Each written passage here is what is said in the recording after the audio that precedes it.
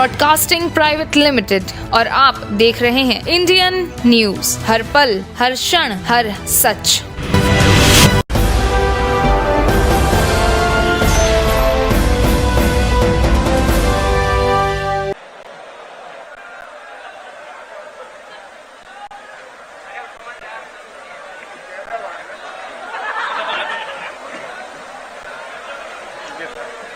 नहीं, आदरणीय प्रियंका जी, अनिल शास्त्री जी, जीतू पटवारी जी, शोभा उपाध्याय जी, सदाशिव यादव जी, परमजीत सिंह सप्रा जी, महेंद्र जोशी जी, योगेश यादव जी, चंद्रिका प्रसाद द्विवेदी जी, सभी यहां सम्मानित मंच में मेरे साथीगण, सबका नाम मैं नहीं ले रहा, आप भी उतने मेरे लिए सम्मानित हैं। सबसे पहले हम नारा लगाएंगे, हनुमान जी की, हनुमान जी की। मालवा की इस पावन भूमि को मैं प्रणाम करता हूं। सांवेर का संबंध रामायण के समय से है ना? रामायण के समय में सांवेर का संबंध है और यहां कोई अलग ही जुनून है। मैं सांवर के सब लोग को प्रणाम करता हूं और शुरू में एक बात कहना चाहता हूं, मैं केवल सांवेर नहीं आया, मैं आज सांवेर को गोद लेने आया हूं और जो अधिकार छिंदवाड़ा के लोगों जिन्होंने 44 साल मुझे वोट दिए, जो उनका अधिकार होगा वो सांवेर के लोगों का होगा। मैं ये गोद लेने की बात सब जगह नहीं कहता, पर सांवेर गद्दारी का प्रतीक है। ये गद्दारी का प्रतीक है, इसलिए मैं ये बात कह रहा हूं। अभी मैंने रीना से सुनी गुंडागर्दी की बात, समझ जाए या गुंडागर्दी करने वाले, कल के बाद परसों भी आता है। और कमलनाथ 2018 के मॉडल नहीं है, कमलनाथ 2023 के मॉडल है। सबका हिसाब लिया जाएगा और न्याय आपके साथ खड़ा हूंगा, न्याय के लिए। अब तो मैंने गोद ले लिया, चिंता मत करिएगा, रीना को जिताइएगा, रीना को जिताइएगा। आज प्रदेश की तस्वीर आप सबके सामने है। चौपट प्रदेश, सब कुछ चौपट स्वास्थ्य व्यवस्था, चौपट शिक्षा व्यवस्था, चौपट रोजगार, चौपट अर्थव्यवस्था, चौपट राशन व्यवस्था। माताओं और बहनों, चौपट राशन व्यवस्था है, ये आज सच्चाई आपके सामने है। मध्य प्रदेश नहीं रहा, मध्य प्रदेश तो घोटाला प्रदेश, भ्रष्टाचार प्रदेश। आज आप सब यहां बैठे हैं, मध्य प्रदेश का हर व्यक्ति या तो भ्रष्टाचार का शिकार है या भ्रष्टाचार का गवाह है। सही बात है, ये भ्रष्टाचार नीचे से लेके ऊपर तक, ये आज प्रदेश की तस्वीर है।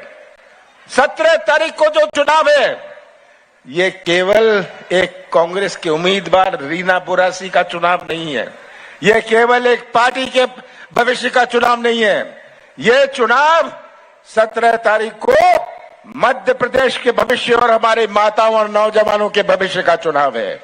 तो याद रखिएगा, जो बटन आप दबाएंगे, आप बटन केवल रीना का ही नहीं दबाएंगे, आप बटन दबाएंगे मध्य प्रदेश के भविष्य का, हमारे इंदौर के भविष्य का, हमारे सांवेर के भविष्य का।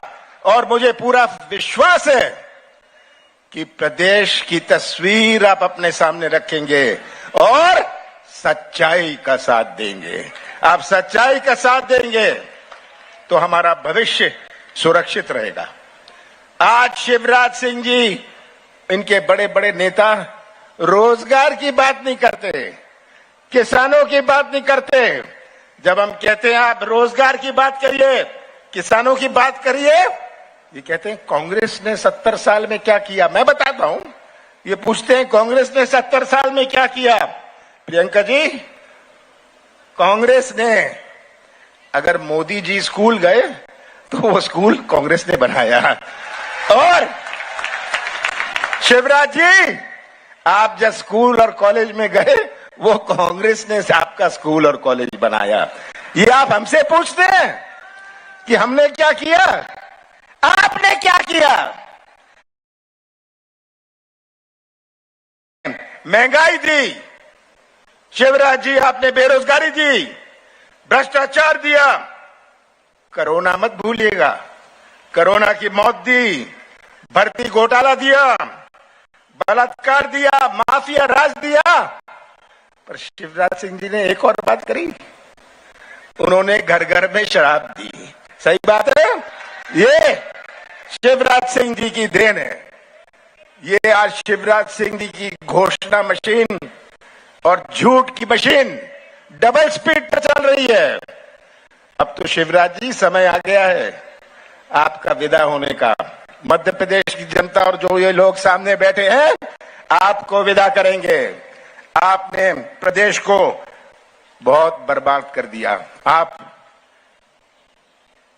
को आज किसान का दुख नहीं दिखता, आपको आज नौजवान की पुकार नहीं दिखती, आपकी आंख नहीं चलती, कान नहीं चलते, मुंह बहुत चलता है। पर मुंह चलाने से और प्रदेश चलाने में बहुत अंतर है। आज सबसे बड़ी चुनौती इन नौजवानों की है। इतनी बड़ी संख्या में नौजवान बैठे हैं, ये हमारे मध्य प्रदेश का निर्माण करेंगे। हमारी माताओं और बहनों ने कितने प्यार से इन्हें पाला पोसा है, और यही नौजवान इसका भविष्य अंधेरे में रहा तो कैसा निर्माण होगा मध्य प्रदेश का। सबसे ज्यादा बेरोजगारी देश में अपने प्रदेश में। आज बेरोजगारी हमारी पहली चुनौती है।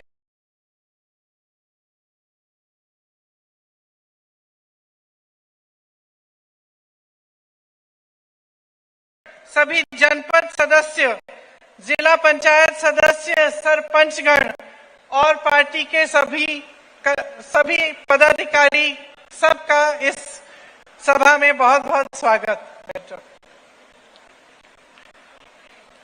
देखिए, सबसे पहले मैं आपके काम की बात करती हूँ। कुछ घोषणाएं हैं हमारी पार्टी की, वो पढ़ के सुनाती हूँ, उसके बाद अपना भाषण शुरू करूंगी।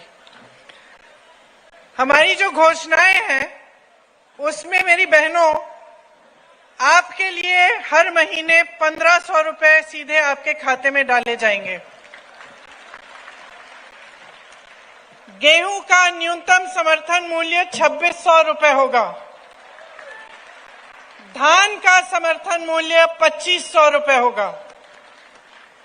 मेरे किसान भाइयों, जब कमलनाथ जी की सरकार बनी थी, 15 महीनों के लिए वो सरकार रही, उसके बारे में बाद में चर्चा करूंगी, लेकिन उस समय इन्होंने किसानों के कर्ज माफ करने का काम शुरू किया था। उस काम को हम पूरा करेंगे। सरकार बनेगी तो किसानों का कर्ज माफ फिर से होगा।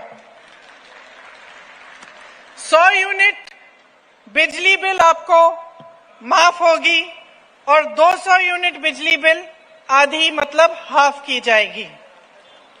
पुरानी पेंशन मध्य प्रदेश में लागू होगी। गैस का जो सिलेंडर है वो आपको 500 रुपए में दिया जाएगा। 5 हॉर्स पावर की सिंचाई की बिजली आपको मुफ्त मिलेगी। ओबीसी वर्ग के लिए 27% आरक्षण किया जाएगा। प्रदेश में जाति जनगणना कराएंगे। 2 लाख सरकारी पद जो आज खाली पड़े हैं उनको भरने का जल्दी से जल्दी प्रयास होगा।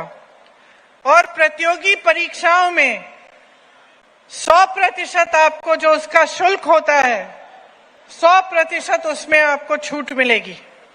आपके परिवारों सहित 25 लाख रुपए तक बीमा मिलेगा और 10 लाख तक दुर्घटना बीमा मिलेगा, ताकि आपका इलाज मुफ्त हो सके इस बीमे से।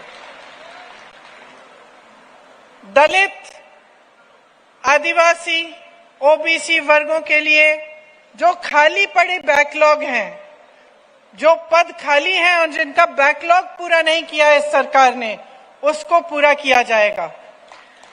पढ़ो और पढ़ाओ योजना हम कराएंगे। उसमें मध्य प्रदेश के बच्चों को कक्षा 1 से कक्षा 12 तक निःशुल्क शिक्षा मिलेगी, लेकिन 1 से 8वीं कक्षा तक 500 रुपए दिए जाएंगे हर बच्चे को, और 9 से 10वीं कक्षा तक 1000 रुपए दिए जाएंगे हर बच्चे को, और 11वीं से 12वीं तक 1500 रुपए दिए जाएंगे प्रति माह, और ताकि उनको और सुविधा हो और जो पढ़ाई के लिए उनको खरीदना पड़े, जो सब छोटी मोटी चीजें हैं वो कर पाए।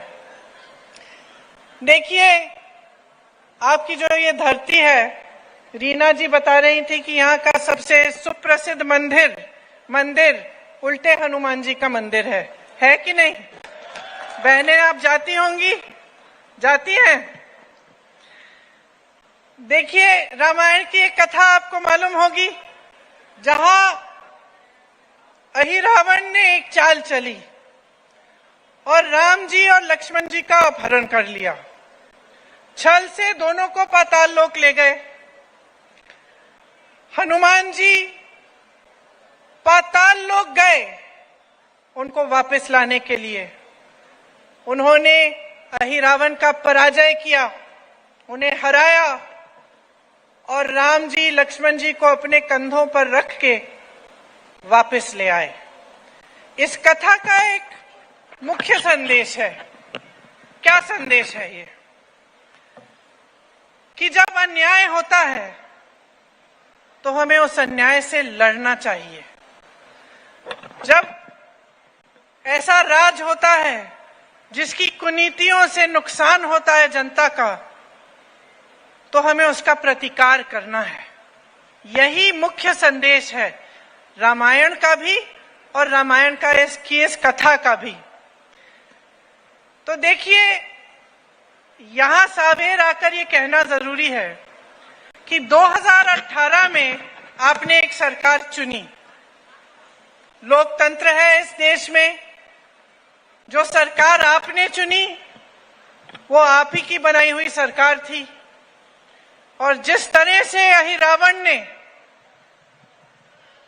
भगवान राम और भगवान लक्ष्मण के साथ छल किया, उस तरह से आपके साथ भी छल हुआ। कुछ बहुरूपियों ने छल कपट करके आपकी सरकार का अपहरण किया, आपकी सरकार चोरी की, मतलब चोरी कर ली, आपका लोकतंत्र चोरी कर लिया और उसे भ्रष्टाचार लोक में ले गए। अब उसे वापस कौन लाएगा? अगर आप हनुमान नहीं बनेंगे आज के दिन में, तो यहां से जो छल शुरू हुई, आपकी धरती से जो छल शुरू हुई, जिसकी वजह से आप 3.5 साल और एक ऐसी सरकार को भुगत रहे हैं जिसे आपने चुना ही नहीं, जो खरीद फरोख्त से बनी है, रिश्वतखोरी से बनी। अगर आप इस स्थिति को ठीक नहीं करेंगे तो कौन करेगा? आज इस मौके पर अगर आप हनुमान जी की तरह खड़े नहीं हो जाएंगे और आप अपने लिए ये लड़ाई नहीं लड़ेंगे तो कौन लड़ेगा? देखिए, ये जो असूल, जो परंपराएं रामायण के समय से हमारे देश में चल रही हैं, उनको आप सब अच्छी तरह से समझते हैं। आप जानते होंगे कि महात्मा गांधी जी के जो असूल थे, जिन पर आजादी की लड़ाई लड़ी गई, वो भी यही असूल थे। जब महात्मा गांधी जी को गोली लगी और वो जमीन पे गिर गए, तो उनके मुंह से क्या लफ्ज निकले? हे राम, हे राम, हे राम। क्योंकि महात्मा गांधी जी उन्हीं असूलों पर जिए जिन पर श्री राम जी जिए थे। अब आप सोचिए, भगवान राम के पिताजी ने उनका वनवास कराया। ठीक है, वो वनवास में चले गए, वनवास में चले गए, लेकिन उनके प्रति जो जनता के दिल में श्रद्धा थी वो कम हुई? बताइए, कम हुई कि और भी बढ़ गई? और भी बढ़ी ना। क्यों? क्योंकि भगवान राम के चरित्र में जनता ने ये देखा कि इनके दिल में हमारे प्रति श्रद्धा है। तो जब भगवान राम का वनवास हुआ और वो जंगल भेजे गए, 13 वर्षों के लिए जंगल में रहे, फिर भी जनता ने उनमें श्रद्धा रखी। फिर भी जनता चाहती थी कि वही बने हमारे राजा। फिर भी जनता ने इंतजार किया, 13 साल इंतजार किया जब तक वो वापस आए। और जब वापस आए तो दिवाली पर इतनी खुशी मनाई कि आज तक हम उस खुशी को मनाते हैं। और आज तक हम याद करते हैं कि किस तरह से झूठ को सच्चाई ने पराजित किया, किस तरह से छल को पराजित करके भगवान राम वापस आए और भगवान राम गद्दी पे बैठे। तो ये एक बहुत पुरानी परंपरा है हमारे देश की। और जब हम राजनीति की बात करते हैं बहनों और भाइयों, तो हमें हमेशा नेता में, राजनीतिक दल में, नेता के व्यवहार में, सरकार के व्यवहार में ये जो असूल हैं ये ढूंढने चाहिए। हमें समझना चाहिए कि जो हम जो राज कर रहे हैं उनके दिल में क्या है हमारे लिए। क्योंकि देखिए, जब गांधी जी ने आजादी की लड़ाई लड़ी, और सिर्फ उन्होंने नहीं लड़ी, आपके पूर्वजों ने भी लड़ी उनके साथ, आपके दादा दादी ने, आपके नाना नानी ने, मेरे दादा दादी ने, सबने लड़ी ये आजादी की लड़ाई।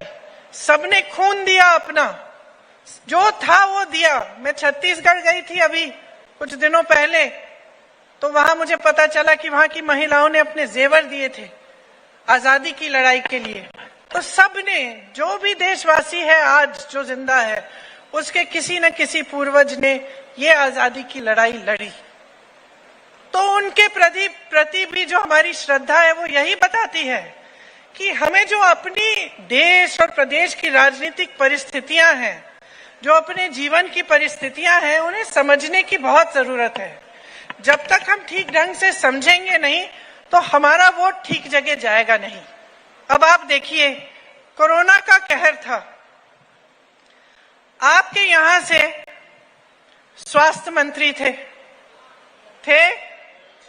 कौन थे? सिलावट जी थे। कोरोना चल रहा था, कोरोना के समय सिलावट जी कहां थे? किसी को याद है? बेंगलोर के एक रिजॉर्ट में थे। क्या कर रहे थे? सौदेबाजी कर रहे थे। किस चीज की सौदेबाजी कर रहे थे? आपकी सरकार की। कर रहे थे कि नहीं? स्वास्थ्य मंत्री थे, उनकी जिम्मेदारी थी। कोरोना चल रहा था, तबाही मच रही थी, हर जगह आप ऑक्सीजन के लिए तरस रहे हैं, वो बेंगलोर में बैठे सौदा कर रहे हैं। उनकी जिम्मेदारी थी। जब वो शुद्ध के लिए युद्ध का जो आपने छेड़ा था कमलनाथ जी, नारा कि मिलावट रोकनी है, सिलावट जी क्या कर रहे थे? सरकार में मिलावट लाने की बात कर रहे थे। तो अच्छा हुआ चले गए, अच्छा हुआ चले गए, क्योंकि ऐसे नेता जो आपके जनमत को पैसों और धन को इस्तेमाल करके आपके जनमत को बिगाड़कर एक ऐसी सरकार ला सकते थे आपके प्रदेश में जो आपका नुकसान करे, अच्छा है दूसरी पार्टी में चले गए। और शायद अगर आप अपना वोट विवेक से देंगे तो और अच्छा होगा, वो थोड़ा सा सबक भी सीख लेंगे। थोड़े दिनों सत्ता से बाहर रहे, हर नेता की सेहत के लिए बहुत अच्छा होता है, तभी तो सीखते हैं नेता। तो मैं आपको गांधी जी की बात कर रही थी, मैं आपको परंपराओं की बात सुना रही थी। किस लिए? क्योंकि देखिए, जब प्रदेश को चलाना होता है, देश को चलाना होता है, तो हम एक ऐसी सरकार चाहते हैं जिसके कुछ आदर्श हो, असूल हो, और एक नजरिया हो कि देश प्रदेश के लिए क्या करना चाहते हैं। हम जानना चाहते हैं कि भाई हमारे लिए क्या करेंगे, क्या नौकरी दिलवाएंगे हमारे बच्चों को, क्या किसानों की जो जीवन है, जो संघर्ष से भरे हैं, मुश्किलों से भरे हैं, उसमें किसानों की कुछ सहायता हो जाएगी कि नहीं, यही चाहते हैं। और आज के जमाने में ये भी हो गया है कि हम नेताओं से कम मांगने लग गए हैं। एक जमाना था, मैं अपने पिताजी के साथ जाती थी अमेठी में, उत्तर प्रदेश में। पिताजी प्रधानमंत्री थे, मैं साथ साथ चलती थी और मैंने अपने कानों से सुना, अपनी आंखों से देखा, गांव की महिलाएं डांट रही हैं खूब जोर से उन्हें कि भाई तुमने कहा था ये सड़क मरम्मत, इसकी मरम्मत कराओगे, 1 साल निकल गया, कराई नहीं। डांटती थी, बहुत मांगती थी, कहती थी पानी दिलवाओ, हमारा स्कूल ठीक करवाओ, यहाँ पे शिक्षक नहीं आते, शिक्षक को भेजो, यहाँ पे कोई उद्योग लगवाओ, बड़ी बड़ी पाठशालाएं चाहिए हमें, मांगते थे। और आजकल जमाना ये हो गया है कि लोग कहने लगे कि भाई थोड़ा बहुत काम कर ले, तो भ्रष्ट भी हो तो ठीक है चलेगा, लेकिन हमारे लिए थोड़ा बहुत काम कर ले, ये जमाना आ गया है। ये गलत है भाई और बहनों, बहुत गलत है। और ये आपके हाथों में है कि इस जमाने को बदलो। मैं कल छत्तीसगढ़ में थी, वहां जाके बहुत अच्छा लगता है क्योंकि वहां कांग्रेस की सरकार है, तो मैं मंच पे खड़े होकर कह सकती हूँ कि भाई हमने ये करके दिया है तुम्हारे लिए। लोगों के चेहरों पे मुस्कुराहट देखती हूँ। आज आपको मालूम है छत्तीसगढ़ में आपके साथ लगा हुआ प्रदेश है, एक समय में मध्य प्रदेश का हिस्सा होता था। छत्तीसगढ़ में सबसे कम बेरोजगारी है, कांग्रेस की सरकार है, सबसे कम बेरोजगारी है। और जो पलायन करके जाते थे वो आज सोच रहे हैं कि भाई शहर में क्या कर रहे हैं, हम अपने घर चले जाते हैं, वहीं रोजगार मिल जाएगा, वहां रोजगार मिल रहे हैं। और बगल में आपका मध्य प्रदेश, 18 सालों से भाजपा की सरकार है। कोई बताएगा पिछले 3 सालों में कितने रोजगार दिए हैं? यहाँ मेरे नौजवान भाई बहन बैठे हैं, किसी को रोजगार मिला? कैसे मिलेगा? 21 रोजगार, सिर्फ 21 रोजगार दिए हैं 3 सालों में। बहनों सोचो, इतना बड़ा प्रदेश है, 21 रोजगार सरकार ने दिए हैं। तो जो रोजगार, जो पद खाली है वो भरे ही नहीं है। आप हर स्तर पे देखिए, ये बात मैं कल छत्तीसगढ़ में भी करके आई हूं कि मध्य प्रदेश को देखिए, मध्य प्रदेश में स्वास्थ्य की जो व्यवस्था है उसके हर स्तर पर 90% तक पद खाली पड़े हैं।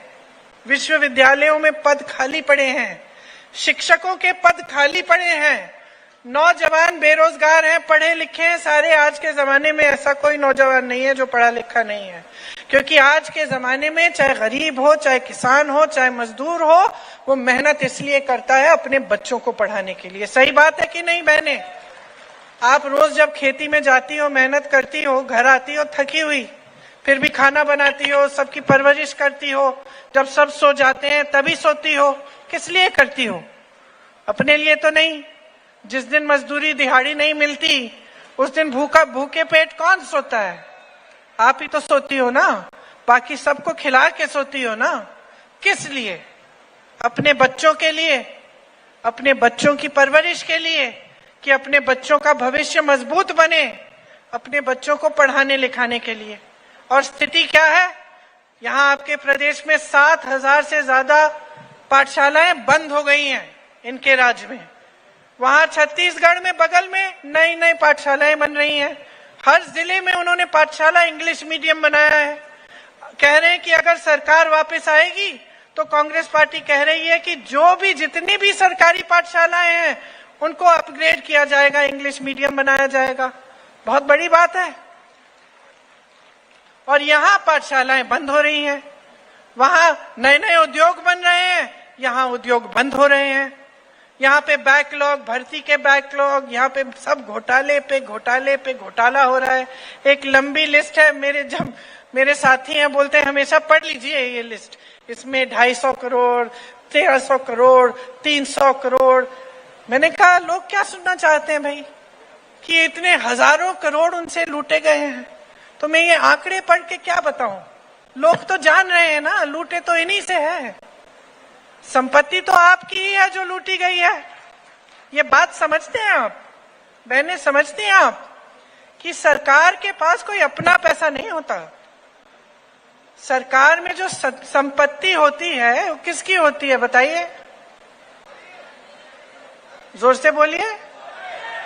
आपकी संपत्ति होती है, आपकी संपत्ति होती है, सरकार की संपत्ति नहीं होती। तो जब हम सुनते हैं कि लूट हो रहा है, भ्रष्टाचार हो रहा है, फलाने ने हजारों करोड़ का घोटाला कर लिया, इसमें किसके हजारों करोड़ हैं? उनके तो नहीं है। लूट रहे हैं ना किसी से।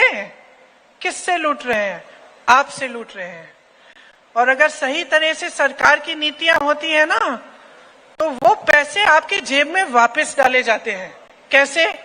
स्कीम्स बनाकर, किसानों की मदद करके, महिलाओं की मदद करके, मजदूरों की मदद करके, रोजगार दिलवा के, इसी तरह से पेंशन दे के, इसी तरह से तो आपके पैसे आपकी जेब में वापस आएंगे।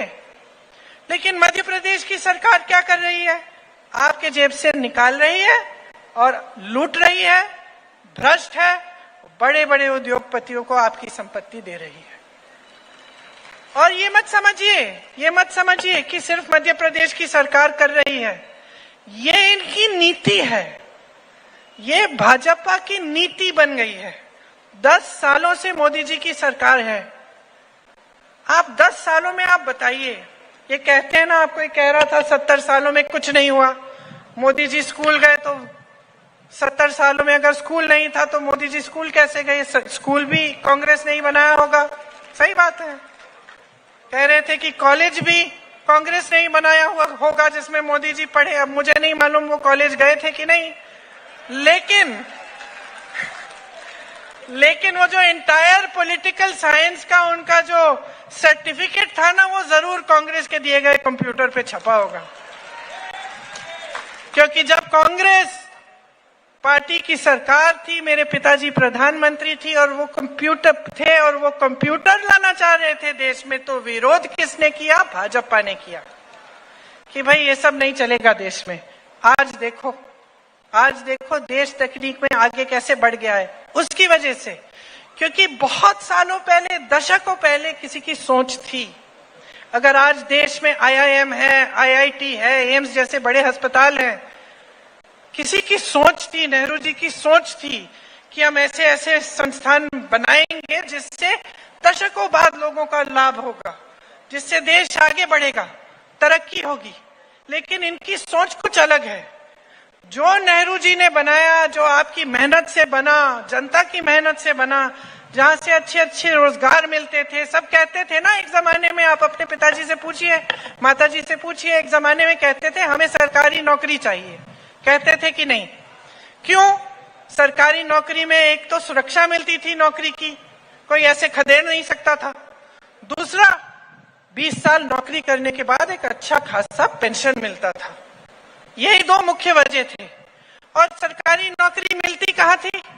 ऐसी संस्थानों में जहां पे, ऐसी कंपनियों में जो सरकार ने बनाई थी आपके लिए, रोजगार दिलवाने के लिए और देश को आगे बढ़ाने के लिए। आज जरा पूछिए ना, मोदी जी आते हैं तो, मोदी जी जो ये BHEL था, जिससे हमें रोजगार मिलते थे, जिससे देश आगे बढ़ रहा था, इसका आपने क्या किया? किसको दे दिया? बताए मोदी जी, किसको दिया? अपने बड़े बड़े उद्योगपति मित्रों को क्यों दे दिया? एक नहीं, जितनी भी सरकारी कंपनियां हैं आज उनके बड़े बड़े उद्योगपति मित्रों के हाथों में है। आज वो उनसे कमा रहे हैं। प्राइवेट हो गई हैं सारी नौकरियां। सरकारी नौकरियां में जो पेंशन मिलता था वो भी नया पेंशन हो गया है। लोग घबराते हैं कि 20 साल के बाद, नौकरी करने के बाद हमारे पैसे कहां डाले जा रहे हैं, हमें खुद नहीं मालूम। कल को गलत जगह डाल दिए, इन्वेस्ट कर लिए, वहां पे कुछ गड़बड़ हो गई, हमारे सारी 20 सालों की कमाई चली जाएगी। आज सरकारी जो अधिकारी है, जो कर्मचारी है, क्या कहता है? हमें पुरानी पेंशन दे दीजिए, हमें सिर्फ अपने पैसे जो हमने कमाए, जो हमारी हर महीने आपने हमसे काटे, वो हमें अंत में दे दीजिए, हम खुद इसका ध्यान रख लेंगे, हम खुद इसकी हिफाजत कर लेंगे। ये लोग क्या कहते हैं? नहीं नहीं भैया, बहुत पैसे लग जाएंगे, बहुत पैसे लग जाएंगे। तो ये जो सरकारी कंपनियां हैं, ये आपने क्यों सौंप दी अपने दोस्तों को कौड़ियों के दाम पे? तो बहुत पैसे लग जाएंगे हमारे पेंशन में, किसानों के कर्ज दिलवाने में, तो फिर बताइए आप इन बड़े बड़े हवाई जहाजों में उड़ रहे हैं मोदी जी। 8,000 करोड़ का एक हवाई जहाज, दो लिए हैं। गाड़ी नहीं है भाई और बहनों, हवाई जहाज है। 16,000 करोड़ के 2 हवाई जहाज एक इंसान उड़ रहा है, पूरी दुनिया में घूम रहा है। और जब खरीदे उस समय मैं यूपी में काम करती थी, गन्ने का बकाया कितना था? 15,000 करोड़ रुपए। 15,000 करोड़ रुपए गन्ने का बकाया। उस समय सारे किसान सड़क पे उतरे थे, काले कानून थे, ये लोग लागू कर रहे थे इनको वापस लेने के लिए। इनकी कोई सुनवाई नहीं हुई। जो गन्ने का बकाया देना था उससे तो आपने हवाई जहाज खरीद लिए अपने लिए। आप हंस रहे हैं, लेकिन ये तो रोने की बात है, रोने की बात है भाई। आपको गुस्सा चढ़ना चाहिए, गुस्सा चढ़ना चाहिए कि ऐसे प्रधानमंत्री हैं जो बड़ी बड़ी बातें करते हैं। मीडिया में आप खूब देखते हो, टीवी पे देखते हो, मेरे भाई यहाँ है, मुझे नहीं दिखाएंगे, लेकिन प्रधानमंत्री जी को जरूर दिखाएंगे। कोई बात नहीं, कोई बात नहीं, क्योंकि सच्चाई जनता समझ रही है अब, क्योंकि जनता को दिख रहा है। बहनों और भाइयों, आपके जीवन में तरक्की आ रही है। क्या हो रहा है बहनों? जीवन में तरक्की आई है क्या? कुछ मिला है? कि चुनाव आ रहा है, 2 महीने पहले बता दिया लाडली योजना। 2 महीने पहले बताया ना कि आप लाडली हैं। क्यों इससे पहले लाडली नहीं थी?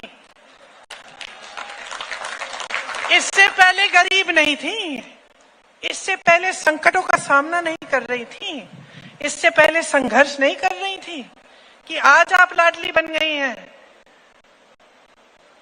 मुझे याद आता है, मेरी एक सहेली थी, हम जब छोटे थे, बचपन में साथ में स्कूल में थे, उसकी शादी हो गई। शादी हो गई एक ऐसे परिवार में जिसके मुखिया बड़े कंजूस थे। जब भी कुछ देना होता था कुछ नहीं देते थे परिवार को। बेचारी खुद अपना कुछ जुगाड़ करके अपना कुछ कर लेती थी जब जरूरत पड़ती थी।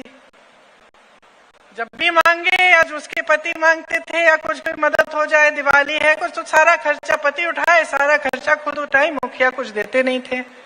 एक दिन बड़ी खुश होके मेरे घर आई, 18 साल बाद बड़ी खुश होके मेरे घर आई, बोलने लगी कि यार आज तो बड़ा गजब हो गया। मैंने क्या हुआ? कहती है मेरे जो ससुर जी हैं उन्होंने कहा कि भाई खाता खोल दो, आज से हर महीने तुम्हें हम पैसे देंगे। कहानी है। अब बताओ बहनों, आपकी ऐसी सहेली हो जिसकी शादी ऐसे परिवार में हो जाए जहां मुखिया कुछ नहीं देता, 18 साल से बेचारी सर पीट रही है, खुद सारा जुगाड़ करती है अपने पति के साथ। 18 सालों बाद एक दिन मुखिया जाके बोले कि भाई तुम तो मेरी लाडली हो, आज से तुम खाता खोलो, तुम्हें मैं पैसे दूंगा। तो तुम क्या कहती उससे? क्या कहती? तुम यही कहती ना, ध्यान रखो इसमें कुछ चाल जरूर होगी। ससुर जी तुमसे खाता खुलवा रहे हैं, इसमें कुछ गड़बड़ तो जरूर होगी। कहती ना कि सावधान रहे मेरी बहन, कुछ गड़बड़ लगती है इस बात में, इतना खुश मत होना। वही कहने आई हूं मैं आपसे। मैंने सुना है बड़ी लाडली योजना चल रही ना, सावधान रहो मेरी बहन। जिसने 18 सालों के लिए आपके लिए कुछ नहीं किया ना, वो मुखिया चुनाव के पहले खाता खुलवा रहा है। कुछ चाहिए आपसे, चुनाव के बाद क्या होगा हमें पता नहीं। ध्यान रखिए इन बातों का। आपको एक ऐसी सरकार चाहिए जो सचमुच आपके लिए काम करे। आप देखिए छत्तीसगढ़ का जो किसान है मुस्कुरा रहा है, खुश है। अरे वन उपज के लिए 67 वन उपजों के लिए उसको न्यूनतम समर्थन मूल्य मिल रहा है। 2400 रुपए आज के दिन में धान के लिए मिल रहा है उसको, जो पूरे देश में कम है। मोदी जी के वाराणसी में 1200 मिल रहा है। मोदी जी छत्तीसगढ़ जाते बोलते मैं भेज रहा हूं, तो हमने पूछा भाई आप यहाँ भेज रहे हैं तो वाराणसी भी भेज दीजिए, वहां क्यों दे रहे हैं 1200? है कि नहीं? क्योंकि हर अच्छी चीज का श्रेय लेने वाले नेता जो काम खुद खुद करते नहीं हैं, अपना मान सम्मान बढ़ाने का ही सिर्फ काम करते हैं, अपने बड़े बड़े हवाई जहाज, अपने बड़े बड़े उद्योगपति मित्रों को सक्षम बनाने के लिए काम करते हैं, वो जनता के लिए काम नहीं करते हैं। और जनता जब तक इस बात को पहचानेगी नहीं, गहराई से नहीं समझेगी, तब तक आपकी परिस्थितियां नहीं बदलेंगी। जो 18 सालों से आप भुगत रहे हो, जो संघर्ष आप कर रहे हो, जरा मुझे बताओ भाजपा का कौन सा नेता कर रहा है? कौन सा नेता कर रहा है? ऐसा संघर्ष कर रहा है? खेती करता है? जब संकट आते हैं तो आपका हाथ पकड़ता है, आपकी सहायता करता है। यहाँ पे यूरिया के लिए जूझ रहे हो आप। मैं यूपी में काम करती थी, वहां मैंने खुद देखा, जहां से यूरिया बटना चाहिए वो जगह बंद, प्राइवेट वाला खुला है, यूरिया वहां से मिल रही है। और यहाँ लंबी कतार, मैं गई थी ललितपुर, इसलिए गई थी क्योंकि कतार में खड़े हुए एक किसान का, वो खड़ा था, घर नहीं आया 2 दिन के लिए, पानी पीने के लिए, खाना खाने के लिए, वहीं मर गया, वहीं गिर के मर गया। यूरिया के लिए कतार में खड़ा था। वही स्थिति क्या आज यहाँ नहीं है कि जब आपको जहां से मिलना चाहिए वहां से मिलता नहीं है, फिर आपसे पैसे मांगे जाते हैं? यही है ना स्थिति। वहां भी यही स्थिति है, वहां भाजपा की सरकार चल रही है।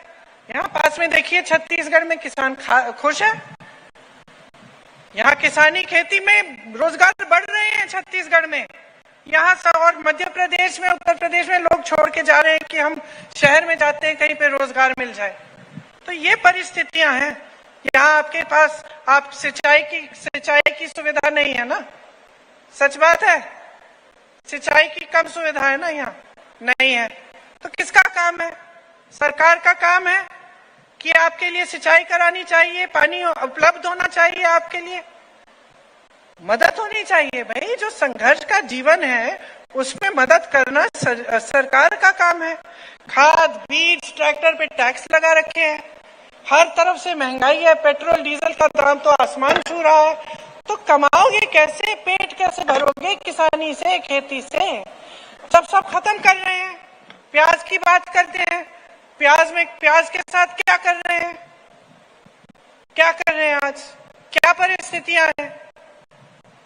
प्याज के दाम कौन तय कर रहा है? आज बड़े बड़े उद्योगपति तय कर रहे हैं। हिमाचल में यही स्थिति थी, सेब बोया जाता था, उगाया जाता था, अडानी जी आए, सारे कोल्ड स्टोरेज खोल दिए, सारे सेब रख लिए, जब जी चाहे दाम बढ़ा दो, जब जी किसानों से खरीदो तो कम, फिर उसको रखो, उसके बाद जब बेचना है तो दाम बढ़ा दिया। तो किसान तो नहीं कमा रहा है। वही चीज प्याज के साथ हो रही है। तो आपके साथ हर स्तर पर छल हो रहा है। शिक्षा, जैसे मैंने कहा, अन्य प्रदेशों में जहां कांग्रेस की सरकार है वहां स्कूल बन रहे हैं, यहाँ स्कूल बंद हो रहे हैं। स्वास्थ्य, वहां पे दवाई दीदी क्लिनिक चल रही है महिलाओं के लिए, महिला खुद चला रही है, यहाँ पे स्वास्थ्य की सारी सुविधाएं ठप। मेरी बहनें बैठी हुई हैं, बहुत बड़ी समस्या थी छत्तीसगढ़ में आवारा पशु की, यहाँ पे है?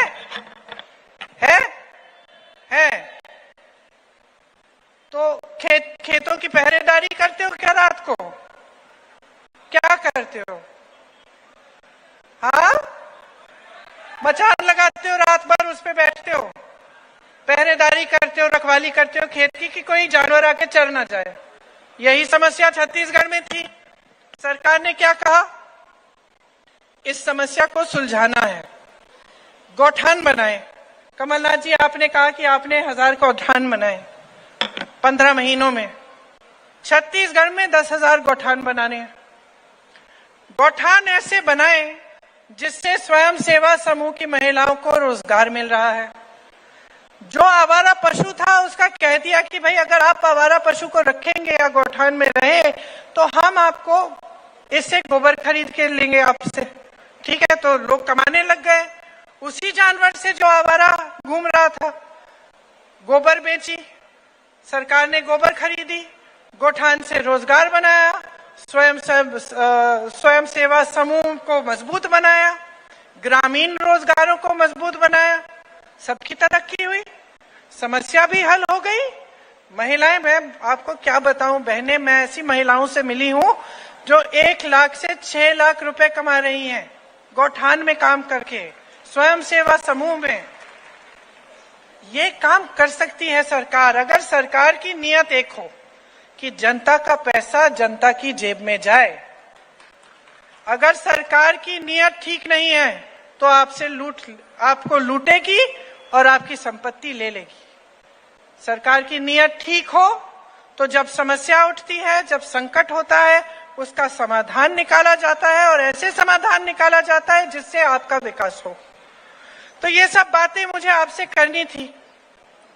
बहनों, आप जानती होंगी कि आपके लिए जो कांग्रेस यहाँ पे कह रही है कि एक पूरी तरह से एक सुरक्षा चक्र बनाएगी आपके लिए। जिंदगी के हर मोड़ पर कांग्रेस का हाथ आपके साथ रहेगा। जैसे लड़की पैदा होती है तो उस समय आपको 2.5 लाख रुपए दिए जाएंगे आपकी मदद के लिए, उस बच्ची की सहायता के लिए।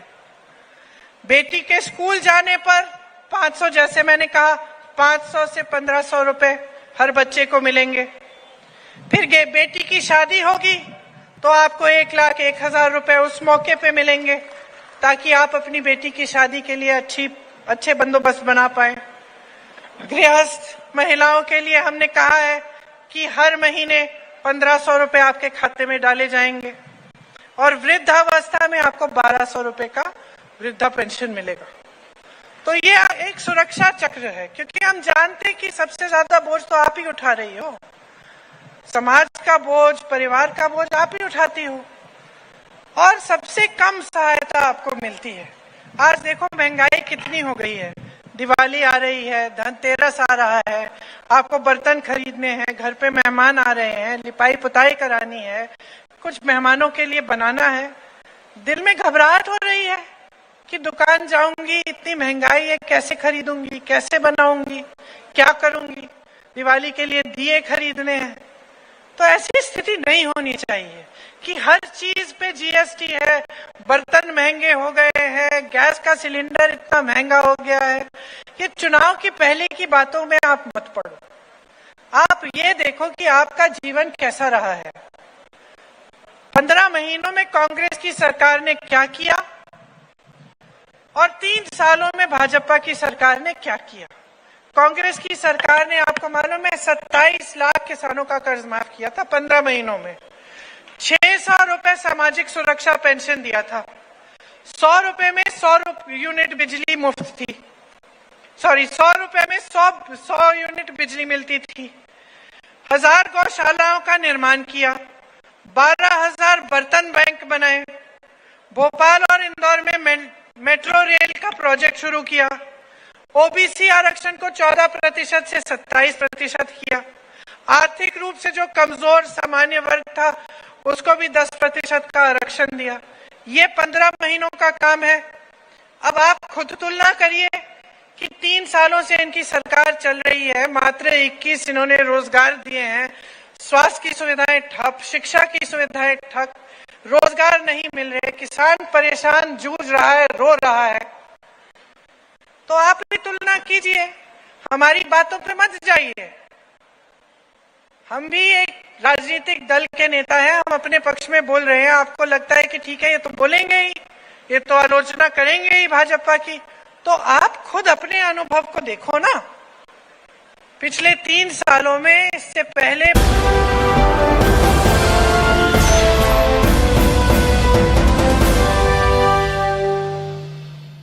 हाय स्नेहा, क्या बात है, आजकल नजर ही नहीं आती।